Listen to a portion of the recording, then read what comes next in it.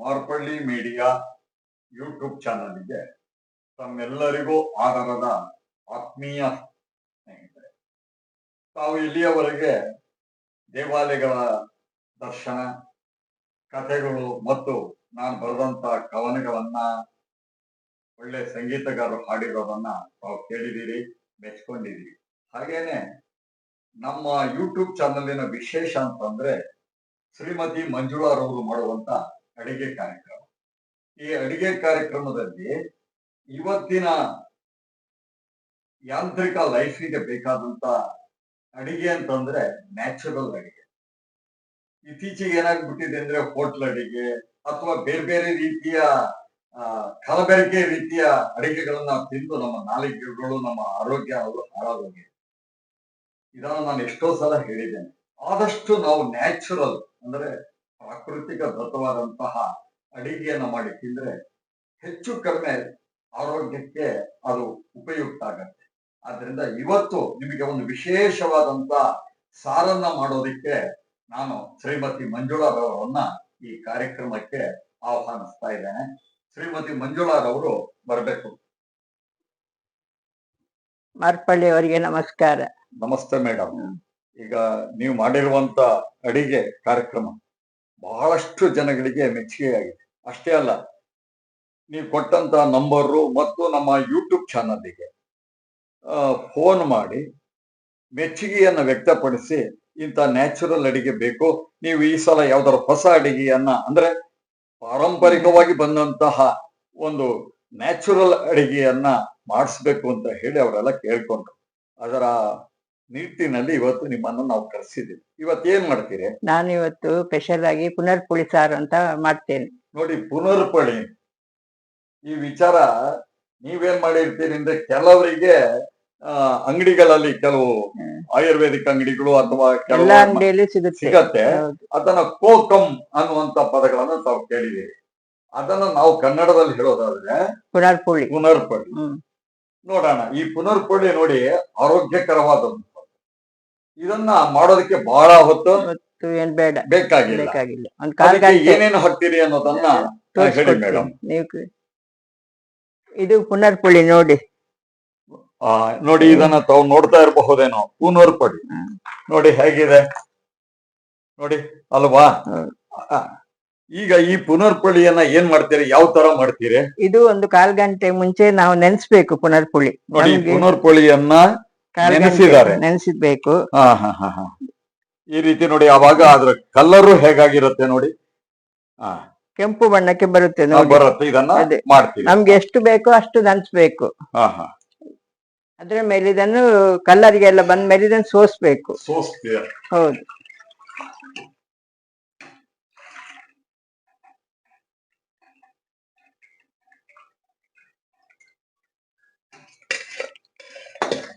ಸೋಸೆ ಆದ್ಮೇಲೆ ರೆಡಿ ಮಾಡಿ ಇಟ್ಟಿದ್ದೇನೆ.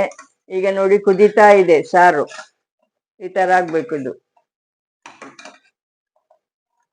ಈಗ ನಾವು ರುಚಿಗೆ ಎಷ್ಟು ಬೇಕು ಅಷ್ಟು ನಾವು ಬೆಲ್ಲ ಹಾಕ್ಬೇಕು. ಇದಕ್ಕೆ ಸ್ವಲ್ಪ ಬೆಲ್ಲ ಜಾಸ್ತಿ. ಯಾಕಂದ್ರೆ ಸ್ವಲ್ಪ ಹುಳಿ ಇರೋದ್ರಿಂದ. ಹೌದು, ಬೆಲ್ಲ ಜಾಸ್ತಿ ಹಾಕ್ಬೇಕು ನಾವು. ಮೇಡಮ್ ನವ್ರೆ, ಈಗ ಏನಾಗಿದೆ? ಈಗ ಇದು ಕುದಿದಿದೆ ಪುನರ್ಪುಳಿ ಸಾರು. ಕುದಿದೆ ನೋಡಿ. ಈಗ ಬೆಲ್ಲ ಹಾಕಿದ್ದೀರಿ, ಮತ್ತೆ ಪುನರ್ಪುಳಿ ಅದು ಈಗ ಎಲ್ಲ ಕುದ್ದುಬಿಟ್ಟು ಇದಾಗಿದೆ. ಈಗ ಏನ್ ಮಾಡ್ಬೇಕು? ಈಗ ಒಗ್ಗರಣೆ ತಯಾರು ಮಾಡ್ಬೇಕು. ಒಗ್ಗರಣೆ ಏನೋ ತಯಾರು ಮಾಡ್ಬೇಕು. ಏನೇನ್ ಹಾಕ್ತೀರಾ? ಇದು ಬೆಳ್ಳುಳ್ಳಿ, ಕರಿಬೇವು, ಉದ್ದಿನ ಬೇಳೆ, ಸಾಸಿವೆ, ಮೆಣಸು, ಒಣಮೆಣಸು, ಉಪ್ಪು. ಹೌದಾ? ಹೌದು. ಈಗ ಒಗ್ಗರಣೆ ಹಾಕ್ಬೇಕು. ಹೌದು. ಸರಿ, ಮಾಡಿ. ಈಗ ರೆಡಿ ಮಾಡ್ತಾ ಇದ್ದೇನೆ ನೋಡಿ. ಯಾವ್ದು ಇದಕ್ಕೆ ಹಾಕ್ತಾ ಇದ್ದೀರಾ? ಹೌದು, ಇದಕ್ಕೆ ಹಾಕ್ತಾ ಇದ್ದೇನೆ.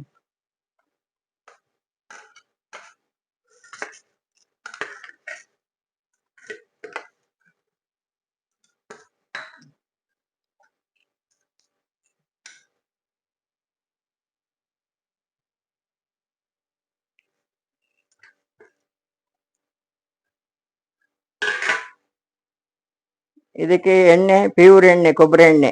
ಕೊಬ್ಬರಿ ಎಣ್ಣೆಯನ್ನು ಹಾಕ್ತಾ ಇದ್ದೀರಿ? ಯಾವ ಎಣ್ಣೆ ಸಹ ಆಗ್ಬೋದು ಇದಕ್ಕೆ ಒಗ್ಗರಣೆಗೆ. ನಾವು ಕೊಬ್ಬರಿ ಎಣ್ಣೆ ಹಾಕ್ತಾ ಇದ್ದೇವೆ. ನೀವು ಸೌತ್ ಕೇಂದ್ರದವರಾಗಿರೋದ್ರಿಂದ ಕೊಬ್ಬರಿ ಎಣ್ಣೆಯನ್ನು ಹೆಚ್ಚು ಬಳಸ್ತೀರಿ.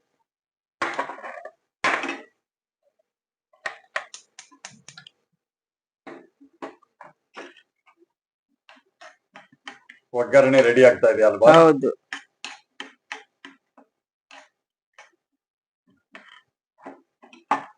ಒಗ್ಗರಣೆ ರೆಡಿ ಆಗ್ತಾ ಇರ್ಲಿ. ಈಗ ಉಪ್ಪು ಹಾಕೋಣ, ಕಲ್ಲು ಉಪ್ಪನ್ನ ಹಾಕ್ತಾ ಇದ್ದೀವಿ. ಈಗ ಸ್ವಲ್ಪ ಕೊತ್ತಂಬರಿ ಸೊಪ್ಪು ಇಷ್ಟ ಇದ್ರೆ ಹಾಕ್ಬೋದು. ಆರೋಗ್ಯ ನೋಡಿ, ನ್ಯಾಚುರಲ್ ಅಡಿಗೆ.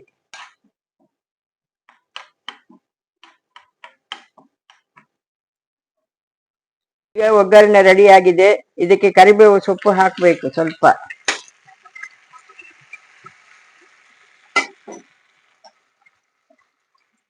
ಈಗ ನೋಡಿ ಸಾರು ಕುದೀತಾ ಇದೆ, ಪುನರ್ಪುಳಿ ಸಾರು.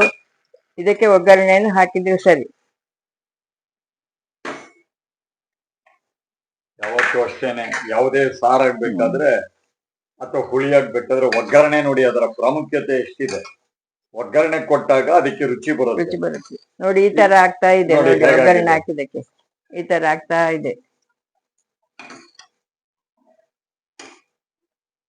ಅಂದ್ರೆ ಇದ್ರೊಳಗೆ ಏನೇನಿದೆ, ಈಗ ಹುಳಿ ಇದೆ, ಹೌದು, ಆಮೇಲೆ ಬೆಲ್ಲ ಹಾಕಿರೋದ್ರಿಂದ ಸ್ವಲ್ಪ ಮಟ್ಟದ ಸಿಹಿ ಇದೆ, ಆಮೇಲೆ ಮೆಣಸಿನಕಾಯಿ ಹಾಕಿರೋದು ಪುಡಿ ಹಾಕಿರೋದ್ರಿಂದ ಖಾರ ಇದೆ, ಒಣಮೆಣಸು ಇರೋದ್ರಿಂದ ಖಾರ ಇದೆ. ನೋಡಿ ಎಲ್ಲವೂ ಈ ಸಾರಿನಲ್ಲಿ ಹೇಗೆ ತುಂಬಿಕೊಂಡಿದೆ ಅಂತಂದ್ರೆ ಹುಳಿ, ಸಿಹಿ, ಖಾರ ಮತ್ತು ಉಪ್ಪಿನ ಅಂಶ ಮತ್ತು ನೋಡಿ ಇವೆಲ್ಲ ಸೇರ್ಕೊಂಡಿರೋದ್ರಿಂದ ಈಗ ಏನ್ ಮಾಡಬಹುದು ಅಂದ್ರೆ ಅನ್ನದ ಜೊತೆಗೆ ಬೇಸಿಗೆ ಕಾಲದಲ್ಲಿ ಬಹಳ ಚೆನ್ನಾಗತ್ತೆ. ಈ ಪುನರ್ಪುಳಿ ಸಾರಿಂದ ಏನೇನು ಅಂತಂದ್ರೆ ಮೇಡಮ್ನವ್ರ, ಈಗ ನೀವು ಮಾಡೋದ್ರಿಂದ ಏನಾಗತ್ತೆ ಅಂದ್ರೆ ಈಗ ಒಂದ್ ರೀತಿಯಲ್ಲಿ ಸಾರ ಇತ್ತು, ಹೌದಾ? ಆಮೇಲೆ ಇನ್ನೊಂದ್ ರೀತಿಯಲ್ಲಿ ಇದನ್ನ ಜ್ಯೂಸ್ ಆಗಿ ಕುಡಿಬಹುದು. ಅಷ್ಟೇ ಅಲ್ಲ, ಹೋಟ್ಲಿಗೆ ಹೋದಾಗ ನಾವೇನ್ ಕೇಳ್ತೀವಿ, ಸೂಪ್ ಕೊಡಿ ಅಂತ ಹೇಳ್ತೀವಿ. ನೋಡಿ, ಸೂಪ್ ಆಗಿಯೂ ಇದನ್ನ ಬಳಸ್ಕೊಳ್ಬಹುದು. ಯಾಕೆಂದ್ರೆ ಮೇಡಮ್ನವರು ಬೆಳ್ಳುಳ್ಳಿ ಹಾಕಿರ್ತಾರೆ, ಕರ್ಬೇವು ಹಾಕಿರ್ತಾರೆ. ಇವೆಲ್ಲ ಹಾಕಿರೋದ್ರಿಂದ ಪುನರ್ಪುಳಿಗೆ ಒಳ್ಳೆ ನಮಗೆ ಸೂಪ್ ಆಗುತ್ತೆ ಅಲ್ವಾ? ಆದ್ರಿಂದ ಇದರ ಉಪಯೋಗ ಎಷ್ಟೊಂದಿದೆ ನೋಡಿ. ಇದನ್ನ ಸಾಮಾನ್ಯವಾಗಿ ಪ್ರತಿಯೊಬ್ರು, ನಾವು ಇದು ಮಲೆನಾಡಲ್ಲಿ ಸ್ವಲ್ಪ ಜಾಸ್ತಿ, ಮಲೆನಾಡು ಸೌತ್ ಕೇಂದ್ರದಲ್ಲಿ ಜಾಸ್ತಿ ಅಲ್ವಾ? ಇದನ್ನ ಪ್ರತಿಯೊಬ್ರು ಮನೆಯಲ್ಲಿ ಮಾಡ್ಕೊಳ್ಳೋದಕ್ಕೆ ಬಹಳ ಹೊತ್ತೇನಿಲ್ಲ ಅಲ್ವಾ? ಎಷ್ಟೊತ್ತಿದೆ? 1/4 ಗಂಟೆ ಸಾಕು. ಒಂದು 1/4 ಗಂಟೆಯಲ್ಲಿ ರೆಡಿ ಆಗ್ಬಿಡುತ್ತೆ ನೋಡಿ ಪುನರ್ಪುಳಿ ಸಾರು. ಮನೆಯಲ್ಲಿ ಮಾಡ್ಕೊಂಡು ತಿನ್ನೋದ್ರಿಂದ ಆರೋಗ್ಯ ಚೆನ್ನಾಗಿದೆ ಅಂತ ಹೇಳಿ. ಹೌದು, ಸರಿ ಮೇಡಮ್, ಇದು ಬಹಳ ಕುದ್ದಿ ಇರೋದ್ರಿಂದ ನಾವು ಅನ್ನಕ್ಕೆ ಹಾಕೊಂಡು ತಿನ್ನೋಡ್ತೇವೆ. ಅದನ್ನ ನಮ್ಮ ಆತ್ಮೀಯರಿಗೆ ನಾವು ಇದರಲ್ಲಿ ಚಾನಲ್ ಅಲ್ಲಿ ಹೇಳ್ತೇವೆ. ತಮಗೆ ನಮಸ್ಕಾರ. ಮಾರ್ಪಳ್ಳಿ ಯೂಟ್ಯೂಬ್ ಚಾನಲ್ಗೆ ನಮಸ್ಕಾರ. ಹಾಗೂ ಸಬ್ಸ್ಕ್ರೈಬ್ ಆಗಿ, ಲೈಕ್ ಮಾಡಿ, ಎಲ್ಲರೂ ಅದನ್ನು ಕಾಮೆಂಟ್ ಮುಖಾಂತರ ಹಾಕಿ. ನಮಸ್ಕಾರ ಸ್ನೇಹಿತರೆ. ಇದು ಕೇಶಸಿದ್ಧಿ ತೈಲ ಅಂತ ಹೇಳಿ ಮಾರ್ಕೆಟಿಗೆ ಬಂದು ಸುಮಾರು ಈಗ 6 ತಿಂಗಳಾಗಿದೆ. ಇದರ ಉಪಯೋಗ ಬಹಳ ಆಗ್ತಾ ಇದೆ ಅಂತ ಹೇಳಿ ಜನರಿಂದ ಒಳ್ಳೆ ಪ್ರತಿಕ್ರಿಯೆ ಬರ್ತಾ ಇದೆ. ಇದನ್ನು ನಾನೂ ಬಳಸಿದ್ದೇನೆ ಸ್ನೇಹಿತರೆ. ನೋಡಿ, ಈ ಕೇಶಸಿದ್ಧಿ ತೈಲ ಇದೆಯಲ್ಲ, 100ರಷ್ಟು ಗ್ಯಾರಂಟಿಯನ್ನ ಕೊಟ್ಟಿದ್ದಾರೆ. ರಿಸಲ್ಟು ಗ್ಯಾರಂಟಿನೇ. ಈಗ ಹೊಟ್ಟು ತಲೆಯಲ್ಲಿ ಇದ್ರೆ ಈ ಕೇಶಶೈಲವನ್ನ ಬಳಸೋದ್ರಿಂದ ವಾಸಿ ಆಗೇ ಆಗತ್ತೆ. ಅಷ್ಟೇ ಅಲ್ಲ, ಈ ನಿದ್ರಾಹೀನತೆ ಇರುತ್ತೆ ಅಲ್ಲ, ಅಂಥವ್ರಿಗಂತೂ ಇದು ಹೇಳು ಮಾಡಿಸಿರುವಂತ ತೈಲ.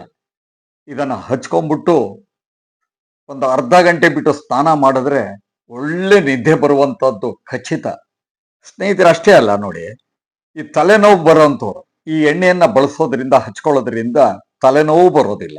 ಹಾಗೇನೆ ತಲೆ ಕೂದಲು ಗ್ಯಾರಂಟಿ ಉದುರೋದಿಲ್ಲ.